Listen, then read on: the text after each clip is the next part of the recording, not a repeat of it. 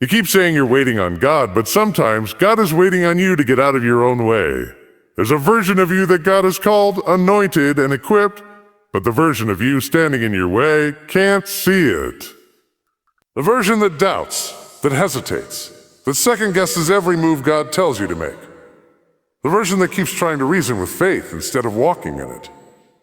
The version that keeps sabotaging what God has already blessed, because you can't believe that something so great could come through someone like you. See, the problem is not that you lack opportunity. The problem is that you keep blocking what God is sending. Abba. You keep calling it a bad timing, but it's really fear wearing a different outfit. You keep saying, maybe later, when heaven already said, now. You've been standing at the door that God opened, wondering you should walk through, when all along you were supposed to run through it with confidence. You've prayed for a miracle, but when it showed up in a form that didn't fit your expectation, you dismissed it. Because deep down, it wasn't the devil stopping you, it was you. You become your own gatekeeper, your own critic, your own opposition. You keep measuring your worth by your wounds. You keep comparing your potential to somebody else's platform. You keep waiting for the perfect moment, the perfect plan, the perfect confirmation, when all God ever asked for was obedience. God said move, but you're still mapping. God said speak, but you're still scripting. God said build, but you're still budgeting.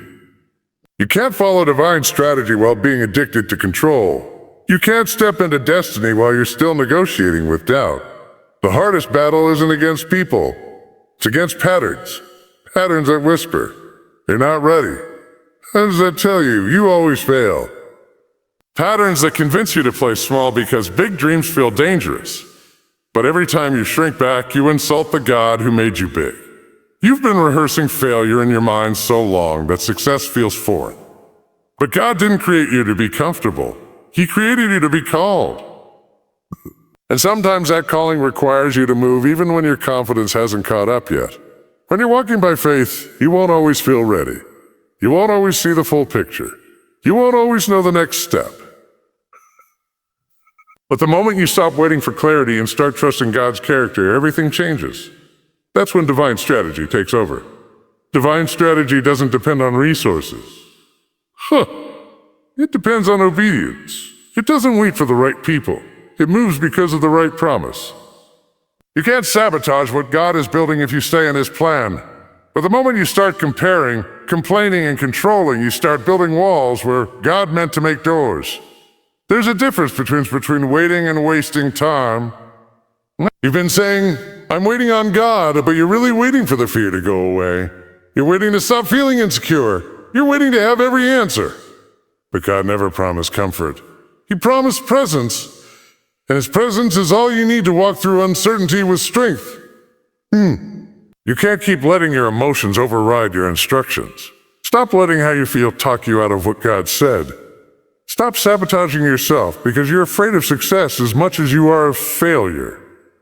Some of you have prayed for breakthrough, but you keep breaking your own progress because you can't believe that God could use you as you are. You think you need to fix yourself before you can move forward. But God doesn't bless the finished version of you. He blesses the willing version. You're not waiting on perfection. You're waiting on permission. And that permission has already been given. Heaven has already signed off on your assignment. The only thing left is for you to stop standing in the way of your own deliverance. The enemy doesn't always come in red horns and fire. Sometimes he comes in the form of your own hesitation. Sometimes he hides in your excuses, in your need for approval, in your desire to be liked. You keep asking for a sign when you already heard the call. You're sabotaging your destiny because you're more loyal to your comfort zone than to your calling.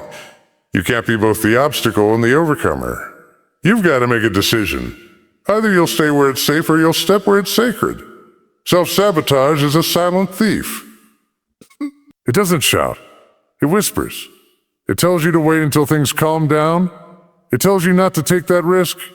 It tells you to play it smart, to blend in, to tone it down. But every time you shrink, you're teaching yourself to live beneath what God designed. Every time you pull back, you're postponing miracle attached to your obedience. God doesn't need your perfection. He needs your participation. The strategy of heaven is always simple. Trust and move. You've got to stop saying, I don't know if I can do it, and start saying, if God called me, I can't afford not to. Stop disqualifying yourself based on where you came from or what you've been through. Stop letting your past dictate your posture. God is not consulting your history to decide your destiny. You've got to stop partnering with the lie that says you're not enough. Because when you walk in divine strategy, God fills in every gap your humanity leaves open. You've got to stop playing small in rooms you were born to lead. Sure. Stop apologizing for being anointed. Stop second-guessing your own voice. You were chosen for this. You were prepared for this. The only thing stopping you is the version of yourself that refuses to believe it. Get out of your head, because your mind will talk you out of miracles. Get out of your own way, because your fear will make you delay what God designed for now. And I came to tell you, this is your moment to break that pattern. To stop repeating the same cycle of hesitation and doubt. To stop treating yourself like an enemy when God already called you a vessel. It's time to stop fighting God's will and start flowing with it. Because once you align your movement with His strategy, no force in hell, no voice in doubt, and no shadow from your past can stop what He set in motion. So today, make a decision. I'm not going to sabotage what God's trying to do through me. I'm not going to stand in the way of my own miracle. I'm not going to be the reason my destiny delays. I'm stepping out of my way into His will, and I'm walking forward. Because what's ahead of me is greater than what's behind me. Get out of your way, because God's about to make a way. There's a war going on inside of you. Not out there, not with your family, not with your friends, not with your enemies, but right inside your mind. A battle between what you believe and what you fear. Between your faith and your feelings, between what God said and what life showed you. You shout about breakthrough, but you wrestle with belief. You talk about faith. You say you trust God, but when the pressure rises, your thoughts start talking louder than your spirit. The war within is not about what's happening around you. It's about what's happening in you. You can be smiling on the outside and still losing battles in your mind. You can show up strong, dressed for success, while silently drowning in doubt. You can preach, teach, sing, lead, serve, and still have moments when your own thoughts whisper, "We're not enough." And if you're not careful, that whisper becomes your truth. You start living like you're defeated when you're really just distracted. Because fear has a way of disguising itself as wisdom. It tells you not to take risks, not to dream too big, not to trust too deep, and you start calling it being unrealistic. Faith doesn't need proof. It needs perspective. You can't win the war outside until you win the war within. Every external victory begins with an internal decision. You can't have peace in your life while hosting chaos in your mind.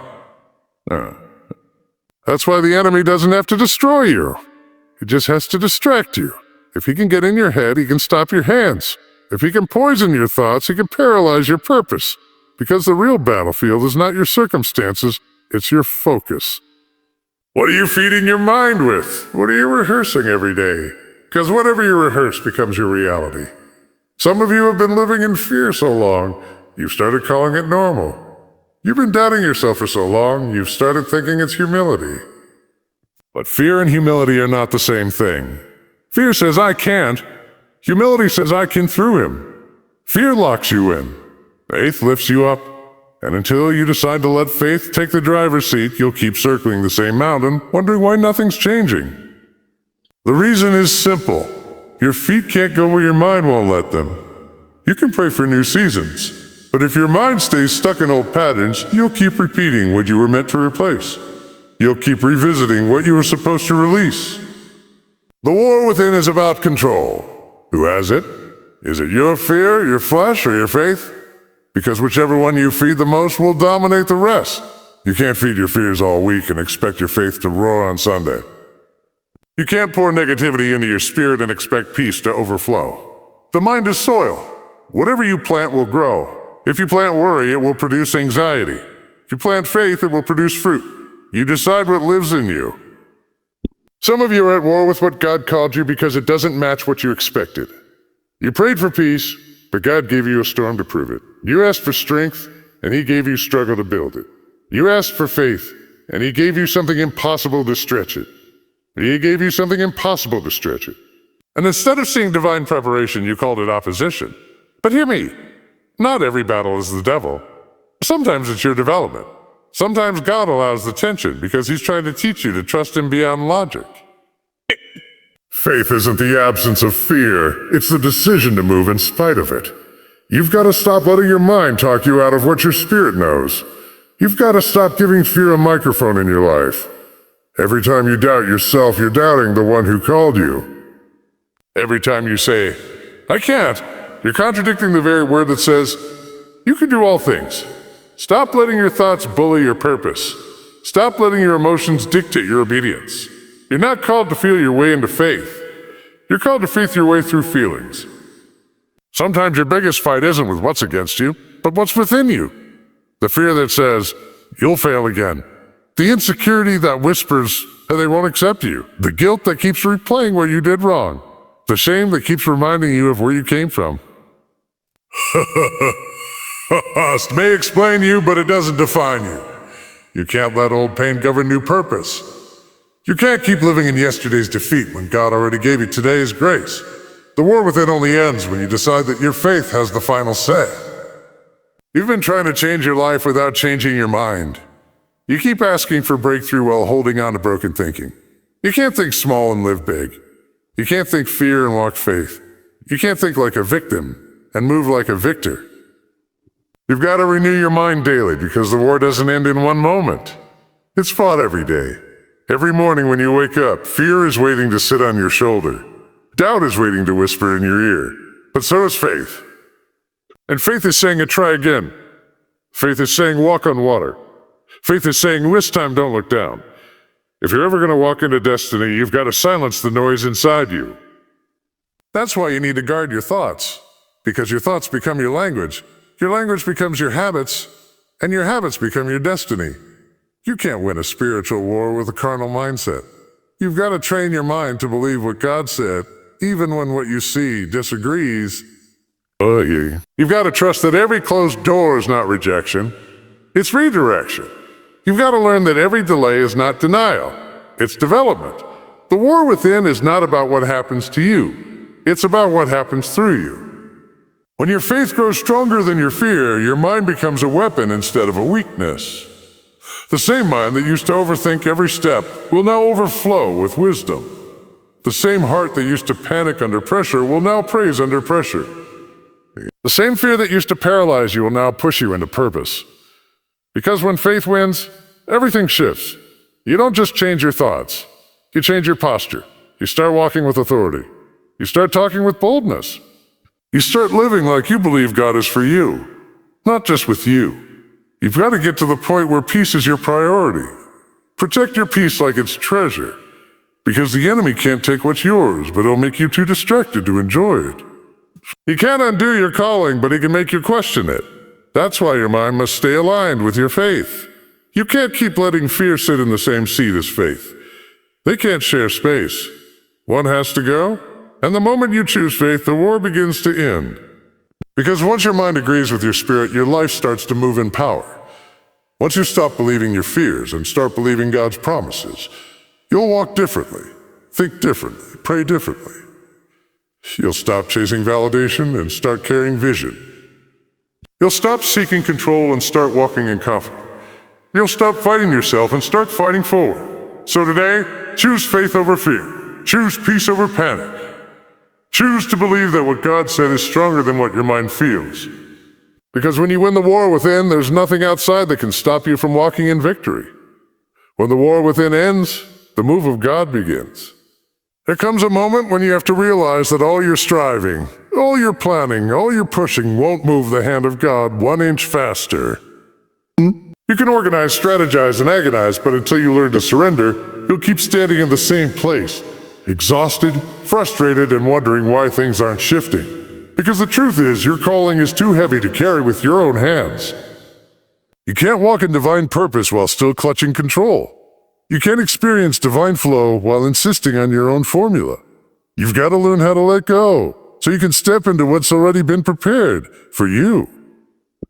Some of you have been praying for God to open doors, but you're still holding on to the handles of the ones He closed. You're so afraid of losing control that you don't realize you're actually losing peace. You're asking for His will while fighting to keep your own.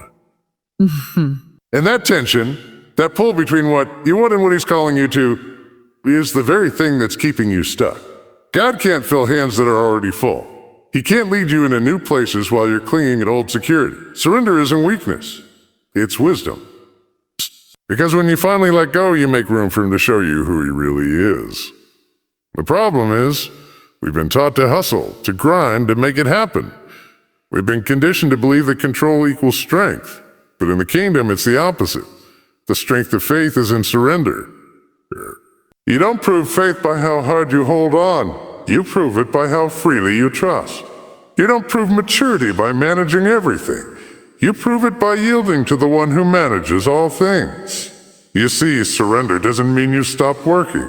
It means you stop worrying. It means you stop trying to be the author of something God already wrote. When God called you, he didn't ask for your control. He asked for your obedience. And obedience doesn't always make sense. Sometimes it will take you where your logic can't go. Sometimes it will strip you of everything familiar just to show you that faith still works. Because faith doesn't flourish in comfort. It grows in surrender. You'll never know how powerful your calling is until you stop fighting the process God uses to shape it. Every time you resist surrender, you delay your own progress. Every time you argue with his will, you prolong your wilderness. But when you say, "Oh Lord, not my will but yours," doors open, favor follows, and strength you didn't know you had begins to rise. Some of you are tired, not because life is too hard, but because you're trying to carry what God never told you to. You're trying to fix people he asked you to release. You're trying to manage outcomes he already promised to handle. You're trying to be in control when he called you to be in covenant.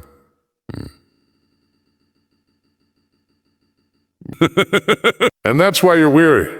Because surrender is the difference between pressure and peace. You can't rest while wrestling with God. You can't walk in authority while arguing with his assignment. Let me tell you something.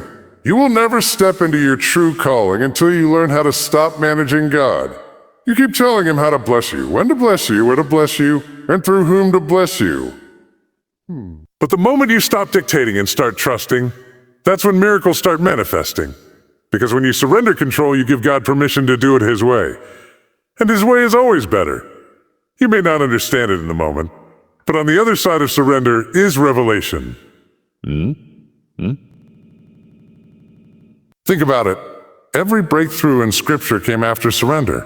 Abraham surrendered his son. Moses surrendered his speech. Esther surrendered her fear. Jesus himself surrendered his will. Every miracle required a moment of letting go. The oil didn't flow until the widow emptied her jars. The Red Sea didn't part until Moses lifted his hands. The walls of Jericho didn't fall until Israel stopped strategizing and started marching. Surrender is not passive. It's powerful. It doesn't mean you're quitting, it means you're trusting. And when you truly surrender, you stop obsessing over outcomes. You stop needing everything to make sense. You stop chasing what's left, and you start embracing what's left. Because surrender teaches you to trust that even when you don't understand the plan, you still trust the planner. Even when you can't trace his hand, you trust his heart. And once you learn that, peace becomes your posture. You no longer live in panic because you've decided to rest in his providence. Some of you are standing on the edge of destiny, but you can't step because you're still trying to predict. You want God to show you every step before you move, but that's not how faith works. Faith is not a flashlight. It's a lamp under your feet. You'll see one step at a time, and that's all you need. You're asking God to reveal the whole picture, but he's saying, just trust me with the brush. Because if he showed you everything, you'd try to control it. So he keeps you dependent, so you'll stay surrendered. Surrender doesn't just change your situation. It changes you. It breaks the pride that makes you think you can do it alone. It humbles the ego that wants the credit. Tight. It purifies your motives so that when you finally arrive at destiny, you know it wasn't your doing, it was his grace. That's why God waits for surrender before release. He's not trying to punish you. He's trying to prepare you. He's not withholding the blessing. He's aligning your heart so you can handle it. Because what good is success if your spirit is still out of order? What good is elevation if your soul is still full of fear? When you surrender, your vision clears. You begin to see purpose in what you once called pain. You begin to recognize that what you lost was actually making space for what's next. You stop clinging to what's temporary and start reaching for what's eternal. You stop saying, "Why me?" and start saying, "Use me." Because surrender transforms survival into service. It shifts your mindset from, "Lord, get me out," to, "Lord, get the glory out of this." And when you live like that, fully surrendered, doors open that you couldn't have forced. Opportunities find you that you couldn't have planned. Grace meets you in places your effort could never take you, because surrender activates divine alignment. When you move out of the way, God moves all the pieces into place. The thing you were chasing will start chasing you. The favor you were begging for will start following you. Because you finally stopped trying to be the author and started trusting the author. That's what walking in calling looks like. It's not striving, it's flowing. It's not forcing, it's not control, it's cooperation. It's waking up every day saying, "God, have your way in me." It's choosing to trust His pace even when it feels slower than yours. It's deciding that obedience is better than outcome. Because once you surrender, your life stops being random and starts being rhythmic with heaven. You've been trying to figure out how to make it all work, but maybe the next step isn't a plan.